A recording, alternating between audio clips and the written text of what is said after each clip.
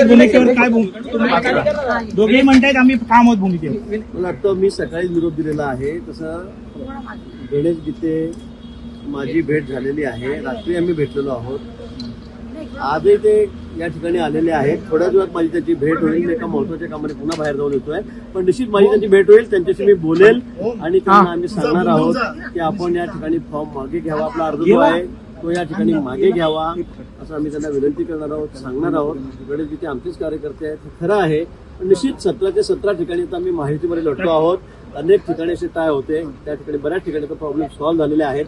1-2-3 ठिकाणी काय जे असतील, मला वाटतं चर्चा झाल्यानंतर बोलल्यानंतर त्या ठिकाणी तिथे मार्ग निघेल. गोकुळ गीते पण म्हणतायत की मी माघार घेणार नाही. दोघंही बंधू जर अजून उद्याचा दिवस आहे, अजून उद्याचा दिवस आहे. उद्या 3 वाजेपर्यंत माघार आहे. निश्चित आम्ही त्यांची समज काढू, आम्ही त्यांना समजवू, त्यांच्याशी चर्चा करू. मला वाटतं यातून मार्ग 100%. असं म्हणणं आहे त्या दोघांपैकी आमचा एकाचा फॉर्म विड्रॉ करा, मात्र एक आम्ही मी वारंवार आपल्याला हेच सांगतोय, 2 जण राहू द्या का 4 जण राहू द्या, आम्हाला चर्चा करू द्या. आम्ही चर्चा करतो. चर्चेतून 100% मार्ग निघेल. कारण 17 ते 17 जागा आम्हाला महायुतीतच लढायच्या आहेत.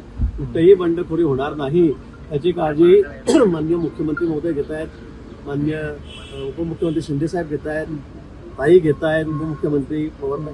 आणि मला असं वाटतं की उद्यापर्यंत सगळं चित्र स्पष्ट होईल, पण कुठेही बंडखोरी होणार नाही याची आम्ही काळजी घेऊ.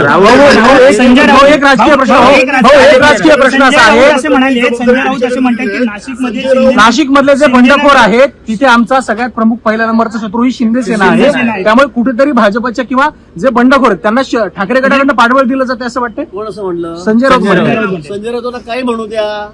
संजय राऊतचं आहे कुठे काय? मी तर सांगितलं 17 पैकी एखादी जागा त्यांनी निवडून आणावी. एखादा आमदार तर निवडून आणा. त्यांना बोलायला काय, त्यांचा शत्रू कोण आहे, त्यांचा मित्र कोण आहे ते त्यांनी बघावं. पण या ठिकाणी त्यांना एकही जागा मिळणार नाही. त्यांनी आगीत तेल टाकायचं काम करू नये. आम्ही महायुती म्हणून आम्ही घट्ट आहोत. आमच्यामध्ये सगळं एकमत आहे. आमच्यामध्ये महायुतीतच आम्ही सगळ्या निवडणुका लढणार आहोत. सगळ्या जागांचं वाटप आमचं या ठिकाणी झालेलं आहे. एक शेवटचा प्रश्न.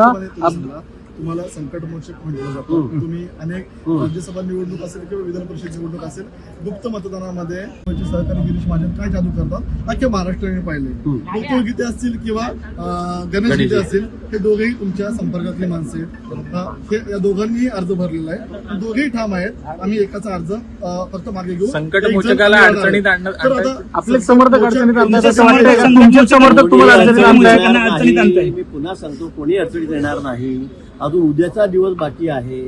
मला चर्चा करू द्या, बोलू द्या. बोलल्यावर ते नाही म्हणतील, चर्चा झाल्यावर तर मग तुम्ही मला प्रश्न विचारा की तुम्ही काय करता संकटमोचक म्हणून. पण निश्चित यातून मार्ग निघेल, 100% मार्ग निघेल. आम्ही 17 ते 17 जागा या माहितीत लढणार आहोत. आमचा कुठेही बंडखोरी राहणार नाही.